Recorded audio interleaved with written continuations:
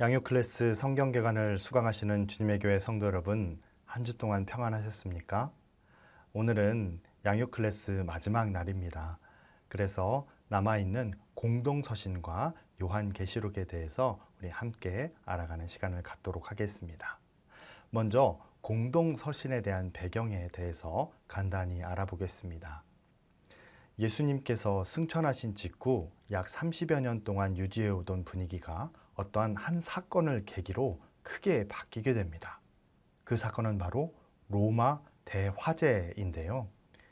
이 AD 64년 이 로마의 대화재 사건으로 이 대화재 사건의 방화범으로 기독교인들이 몰리게 됩니다. 그러면서 지도자들이 대거 순교하는 상황에 놓이게 되었습니다. 또한 교회 공동체 안팎에서 거짓 교사와 이단 사상들이 등장합니다. 이때 박해와 이단의 거짓 사상의 유혹을 이기기 위해 이 공동서신이 쓰이게 되는데요. 복음을 위해 고난받고 때로는 순교당하는 일에 대해 믿음으로 바라보는 이 시야를 공동서신이 열어줍니다. 말 그대로 선한 싸움을 위한 편지였던 것이죠. 공동서신은 이러한 내용들을 전제로 알고 읽어야 합니다. 수신자가 특정한 인물이 아니라 광범위한 독자라는 면에서 서신서 중 이 8개의 편지를 떼어서 공동서신이라고 부르는데요.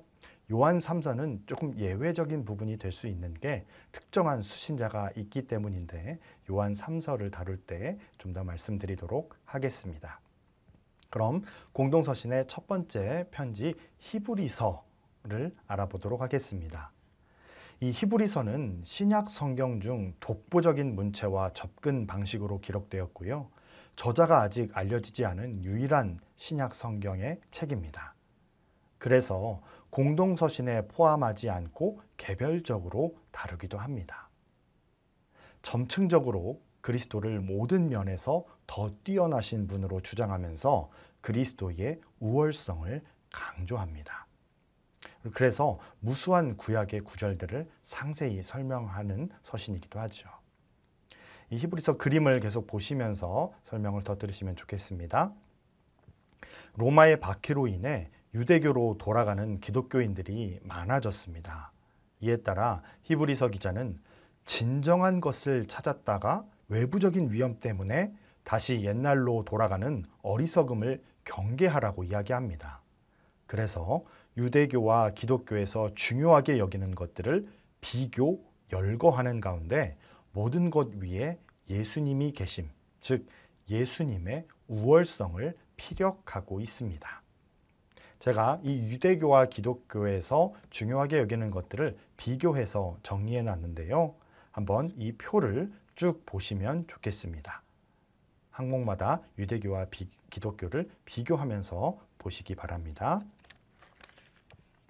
다음 표에서도 마찬가지로 유대교에서 중요시하는 전통과 인물 그리고 예수님을 비교해 놓았는데요. 유대교에서 중요시하는 선지자, 천사, 모세, 여호수아, 제사장, 성전, 제사와 예수님을 비교하면서 결국에는 뭘까요? 이 예수님의 우월성을 피력하기 위해 이러한 수많은 내용들 구약에서 즉 유대교에서 중요시하는 것과 예수님을 비교해서 기록해 놓은 서신이 바로 히브리서입니다. 이처럼 조목조목 비교해 보니까 예수님 한 분만으로 모든 것을 다 포괄할 수 있다는 것을 알 수 있습니다. 히브리서 저자는 그렇기 때문에 유대교가 아니라 기독교가 진리이며 고난과 박해를 받는 것이 당연하다라고 이야기를 하고 있습니다. 그러나 감사한 것은 이 선한 싸움은 혼자 싸우는 것이 아니고 우리의 연약한 무릎을 일으켜 세우시는 예수 그리스도와 함께 싸우는 것이며 수많은 허다한 믿음의 증인들이 함께 한다고 이야기하고 있습니다. 그리고 히브리서는 또 믿음을 강조하는데요. 여러분, 고린도전서 13장의 별명이 무엇이죠? 네, 사랑장입니다. 그러면 히브리서에도 이 별명이 있는 장이 있습니다. 네, 맞습니다. 11장에 믿음장이라고 하는 이 히브리서 11장이 있는데요.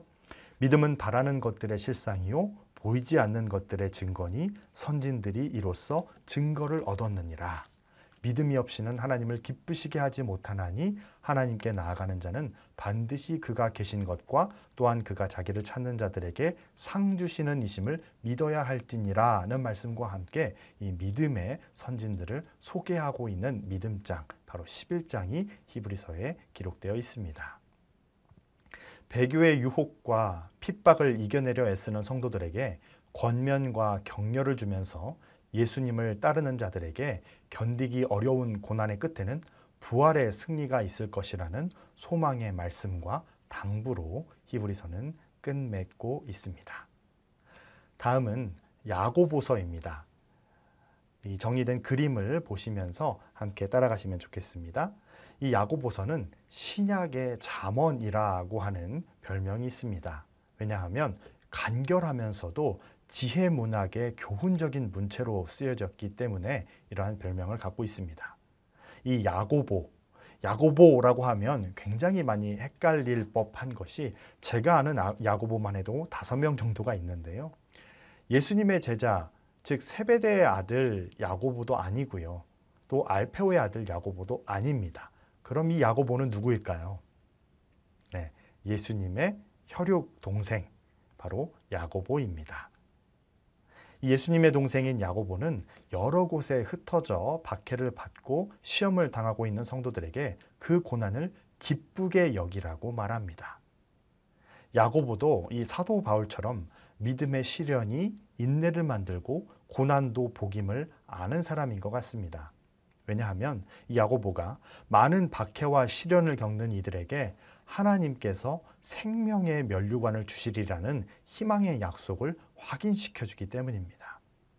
유명한 말씀이죠. 야고보서 1장 12절 시험을 참는 자는 복이 있나니 이는 시련을 견디어낸 자가 주께서 자기를 사랑하는 자들에게 약속하신 생명의 면류관을 얻을 것이기 때문이라. 네, 그리고 야고보서의 중심 주제에 대해서 말씀드리자면 4글자로 말씀드릴 수 있습니다. 바로 신행일치인데요. 우리가 믿는 것은 우리의 행동으로 반드시 실천되어야 한다는 것입니다. 영혼 없는 몸이 죽은 것 같이 행함이 없는 믿음은 죽은 것이니라. 많이 들어보셨죠? 야고보서의 요절입니다.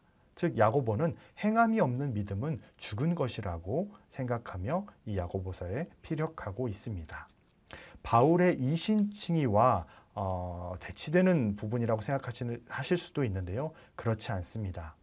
이 바울의 이신칭의, 믿음으로써 의를 얻는 것, 물론 중요하지요. 그런데 그렇게 믿음을 통해 의인이라 칭함받고 그리스도인이라 불릴 만한 사람이라면 그 믿음이 행동으로서 실천되어야 한다고 야고보 사도는 바울 사도의 그 신학의 연장선상에서 말하고 있는 것입니다. 다음 베드로전서를 알아보도록 하겠습니다. 베드로전서 누가 기록했을까요? 네, 바로 사도 베드로가 기록했습니다. 이 베드로전서는 고난과 핍박을 견디고 있는 성도들에게 힘과 격려를 주기 위해 쓴 편지입니다. 미래에 대한 강한 소망과 비전이 있는 사람에게는 현재의 시련과 고난을 기쁨으로 바꿔낼 수 있는 힘이 있다고 베드로전서에서 말합니다. 베드로는 이 사실을 강조하면서 소아시아 교회를 향해 예수님 안에 있는 참 소망에 대해 이야기합니다.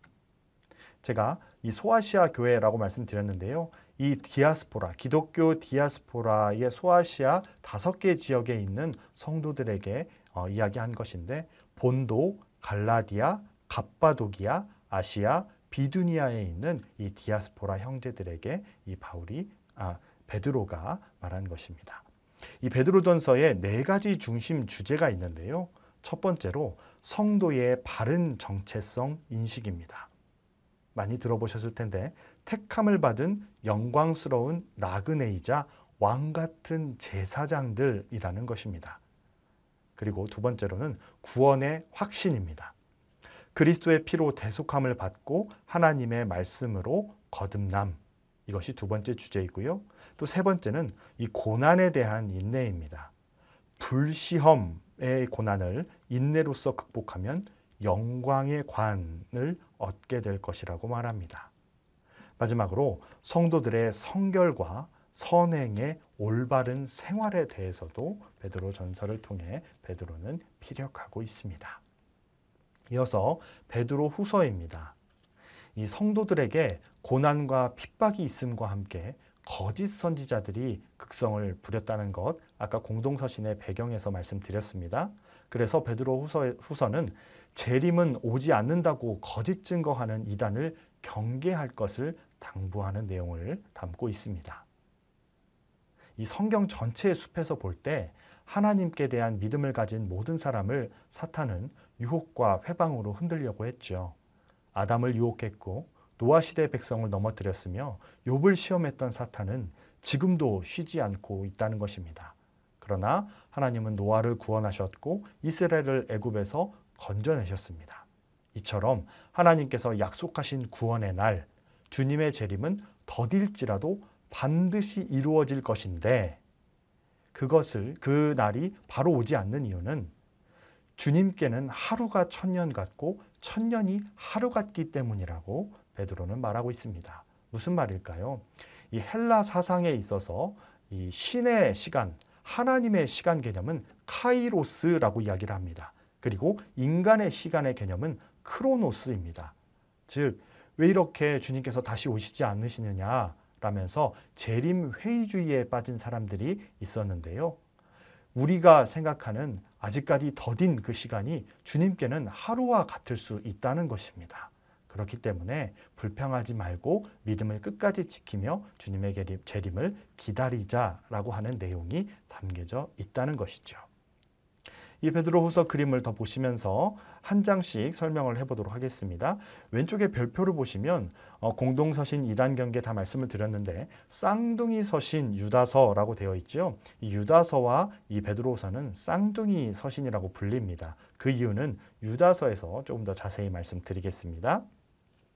구조 및 내용 구성을 보시면 1장에는 이 신성한 성품, 그리스도의 신성한 성품에 참여하는 자가 되기 위한 7가지의 덕, 그리고 사랑을 쌓아갈 것을 권면하고 있습니다.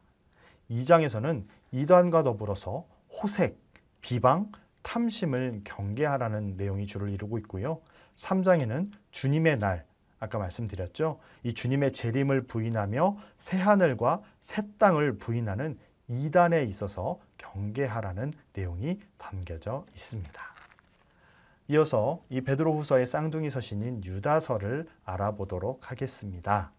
유다서는 교회가 박해를 받고 성도들 가운데 배교하는 이들이 생기는 영적 싸움의 현장 가운데에서 어떻게 굳은 믿음을 지켜야 하는지를 교훈하는 귀한 말씀이 담겨져 있습니다. 그림을 보시면서 더 설명하도록 하겠습니다. 이 2단 경계에 대한 내용인데요. 베드로후서, 유다서, 요한이서는 특별히 2단 경계를 목적으로 하여 쓰여진 서신입니다. 그리고 쌍둥이 서신 아까 말씀드렸죠.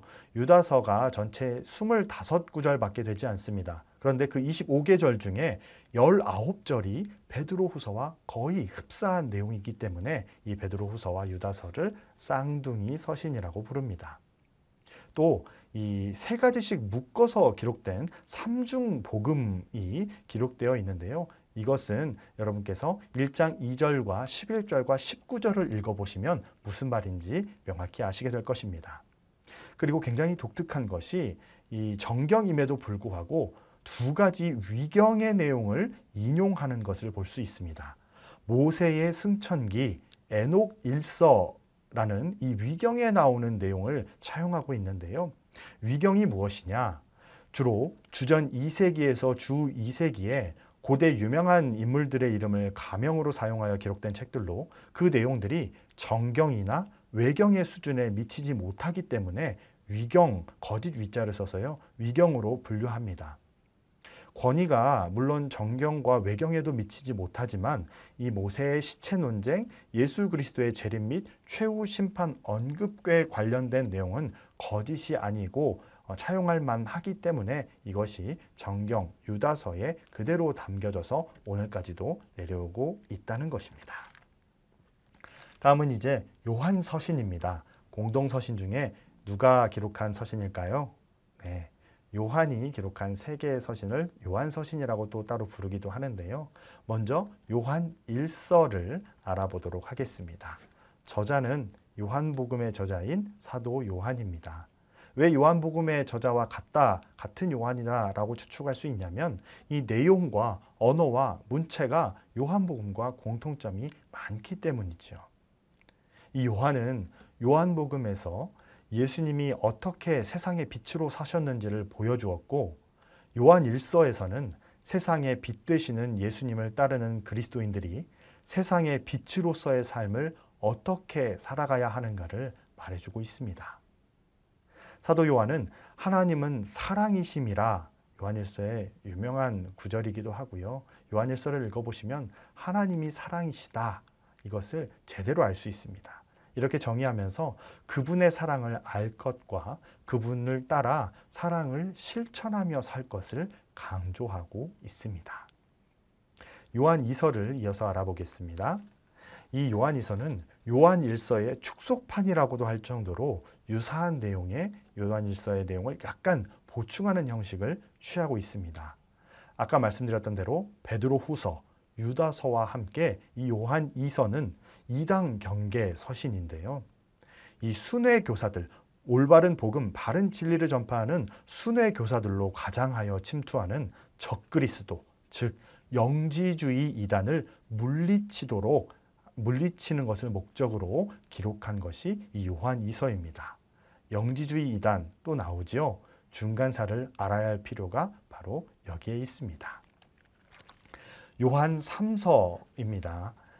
이 도미티아누스의 기독교 대박해 중인 주후 90년에서 95년경 복음이 로마 제국의 모든 지역으로 확장되고 곳곳마다 가정 중심으로 교회들이 생겨났으나 사도들이 거의 다 순교했을 무렵에 이 사도들로부터 직접 가르침을 받은 제2세대 순회 교사들이 많이 활동하게 되었습니다. 이 순회 교사들, 순회 전도자들이라고도 불렸는데요. 이들은 각 지역을 순회하면서 가정교회, 즉 성도들의 집을 방문하여 하나님의 말씀을 가르쳤고, 성도들은 이 순회 전도자들을 영접하여 극진히 대접하는 것을 마땅한 의무라고 생각했습니다. 이에 사도 요한은 이 순회 전도자들을 잘 영접하는 가이오를 칭찬하고 격려하는 반면, 악한 지도자 디오드레베의 악행을 폭로함으로써 이 두 지도자를 대비시켜서 순회교사들을 접대하는 문제로 인한 갈등을 해결하고 올바른 지도자상을 제시하며 순회교사 데메드리오를 추천하기 위해 요한 3서를 기록했습니다. 여러분 기억나시나요? 공동서신에 대해서 말씀드릴 때 대부분 광범위한 수신자를 대상으로 한다고 말씀드렸는데 한 가지가 예외라고 말씀드렸습니다. 바로 요한 3서죠. 방금 배경에 대해서도 말씀드렸다시피 이 요한 3서는 요한이 특정한 수신자 가이오를 향해 쓴 편지입니다. 그래서 공동서신에서 따로 구별해서 연구하기도 합니다. 이 요한 3서에는 매우 유명한 구절이 있지요. 바로 수신자이자 사랑하는 가이오를 향한 요한의 축복의 말입니다. 요한 3서 2절입니다. 장을 따로 말씀드리지 않은 이유는 1장밖에 없기 때문이죠. 요한 3서 2절을 제가 읽겠습니다. 사랑하는 자여, 내 영혼이 잘됨 같이 내가 범사에 잘되고 강건하기를 내가 간구하노라. 이 말씀이 이 강의를 들으시는 우리 주님의 교회 성도들과 가정과 일터에도 임하기를 간절히 바랍니다. 마지막으로 이제 요한계시록에 대해서 알아보도록 하겠습니다. 이 요한계시록의 주제는 이 그림에 나오다시피 승리입니다. 즉 예수 그리스도의 영원한 승리를 기록한 책입니다. 사도 요한이 기독교 박해로 인해 반모섬에 유배되어 있을 때 기록한 책인데요. 이 도미티아누스 박해 상황이라는 위기 시대에 직설적으로 쓰지 않고 암호 또는 위장 언어로 쓴 묵시 문학의 책입니다. 그래서 계시록 이 말에 있어서도 이 묵시 문학의 책임을 우리가 잘 알 수 있는데요. 이 묵시문학의 특징은 구약에서도 잘 드러나는데, 구약에서의 묵시문학이라 하면 다니엘서와 스가랴서를 예로 들 수 있겠습니다. 이 묵시문학의 특징이자 요한계시록에 그대로 적용된 내용들을 살펴보면요, 전형적인 선과 악의 대결의 구도가 담겨져 있습니다. 그래서 이 요한계시록을 보시면 이 삼위일체 하나님께 대적하는 사탄이 하수인인 짐승과 거짓 선지자를 통해 예수 그리스도, 어린 양, 이 교회와 성도들을 전멸시키려고 잔혹하게 박해하는 모습이 그려지죠. 그러나 인자 같은 이, 다니엘서 공부하실 때 기억나시죠? 인자 같은 이와 충신과 진실이라는 이름을 가진 예수 그리스도께서 백마를 타고 하늘에 있는 군대들, 흰 세마포 옷을 입고 백마를 탄 이 군대들을 이끌고 짐승과 거짓 선지자를 붙잡아 산채로 유황불 붙는 못에 던져 넣는 내용이 기록되어 있습니다. 한편 용과 짐승과 거짓 선지자를 추종하며 하나님의 교회를 박해하는 사람들은 3대 7중 재앙으로 철저하게 심판을 받게 되고, 최후의 흰 보좌 심판으로 영원한 불못에 던져진다는 내용이 포함되어 있습니다. 이와 반대로 끝까지 믿음을 지킨 성도들은 최후에는 그리스도와 함께 영원한 승리를 거두게 된다는 것, 그리고 생명책에 그 이름이 기록되고 새하늘과 새 땅을 상속받아 이기는 자를 위한 책이라는 내용이 바로 이 요한계시록에 담겨져 있습니다. 구조를 좀 더 알아보도록 할 텐데요. 이 구조는 세 가지로 나누어 볼 수 있습니다. 사도 요한이 본 것과 지금 있는 것과 장차 될 일, 이렇게 구조를 나눠볼 수 있는데요. 먼저 본 것은 1장에 기록되어 있습니다. 사도 요한이 반모섬에서 본 과거, 즉 구약으로부터 온 것에 대한 내용인데요. 다니엘서에 예언되었던 그 인자 같은 이의 모습으로 나타나신 예수 그리스도가 1장에 기록되어 있습니다. 그리고 지금 있는 것, 이것은 2장과 3장에 기록되어 있는데요. 소아시아의 7교회, 앞글자만 따서 에서버두 사빌라, 에베소 교회, 서머나 교회, 버가모 교회, 두아디라 교회, 에서버두 사대 교회, 빌라델비아 교회, 그리고 마지막으로 라우디게아 교회, 이 7교회의 현재 상황, 지금 있는 것에 대해서 2, 3장에서 보여줍니다. 그리고 4장부터 22장까지는 장차 될 일에 대해서 기록되었다고 말씀드렸는데요. 세상 끝날에 일어날 미래의 일, 요한이 4장 1절에서 열린 문을 통해 바라본 미래의 하나님의 세계에 대해서 기록하고 있습니다. 사탄과 그의 하수인 적그리스도와 그의 추종자들에 대한 3대 7중 재앙, 7인봉 7나팔 7대접 재앙, 이후에 또 따로 구체적으로 다루겠습니다. 이 3대 7중 재앙을 통한 심판 및 최후의 심판, 즉 지옥을 말하면서 동시에 예수 그리스도와 성도들의 최후 승리, 천국의 모습까지도 보여주는 부분이 바로 장차 될 일 4장부터 22장까지의 내용입니다. 여러분, 이 요한계시록에 우리가 잘 알고 있는 이 단어가 등장합니다. 바로 알파 그리고 오메가, 합쳐서 알파와 오메가요 라는 말이 이 요한계시록에 바로 등장을 하는데요. 이 알파와 오메가는 헬라어의 첫 번째 알파벳과 맨 마지막의 알파벳입니다. 즉, 이 요한계시록에도 요한계시록 서론부와 마지막 부분 1장 8절과 22장 13절에 알파와 오메가, 즉 처음이요 마지막, 시작과 마침이라는 말씀으로 요한계시록을 마치 샌드위치에 빵처럼 감싸는 구조를 갖고 있는데요. 천지를 창조하신, 즉 알파와 같은 이렇게 천지를 창조하시고 섭리하시는 전능하신 삼위일체 하나님께서 흰 보좌에 좌정하셔서 최후 심판, 오메가와 같은 이 최후의 심판을 하시고 새 하늘과 새 땅을 통해 성도들과 영원히 함께 하실 것을 확실히 선포하는 책이 바로 요한계시록이라는 것입니다. 다음 요한계시록의 세 번째 특징은 확실한 계시를 통한 위로와 격려인데요. 이 도미티아누스 황제의 기독교 대박해로 인해 고난과 박해 가운데 어린 양의 피, 곧 예수 그리스도의 십자가 보혈의 공로로 구원받은 성도들이 승리한다는 이 요한계시록의 사실은 당시 박해받고 있던 그리스도인들에게 큰 위로와 희망이 되었습니다. 다음 그림을 보시면요. 7 곱하기 7 구조라고 이렇게 정리를 해봤는데 이 요한계시록에는 유독 숫자가 많이 등장합니다. 아까 말씀드렸죠. 위장 언어로 기록되어 있다라고 암호와 같이 기록되어 있다라고 말씀을 드렸습니다. 이 숫자 속에 담긴 의미들이 굉장히 많은데요. 그중에서 7이 굉장히 많이 등장하죠.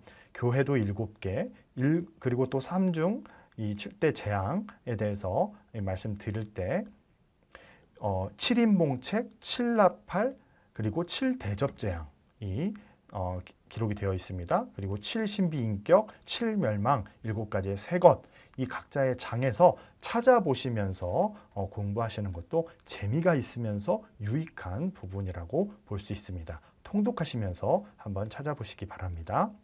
다음으로 요한계시록 구조 개관에 대해서 또 그림으로 한번 정리를 해봤습니다.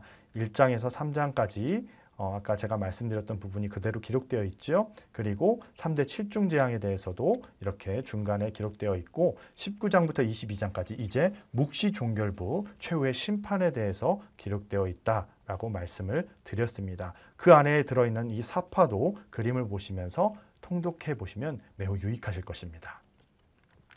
자, 그럼 아까 말씀드렸던 이 3대 7중 재앙 구조에 대해서 다음 그림을 보시면서 조금 더 알아보도록 하겠습니다. 이 3대 7중 재앙 구조는 이 재앙의 반복 및 점층법적 확대 구조를 가지고 있다라고 하겠습니다. 쉬운 말로 말씀드리면요. 반복된다라고 하는 건데요.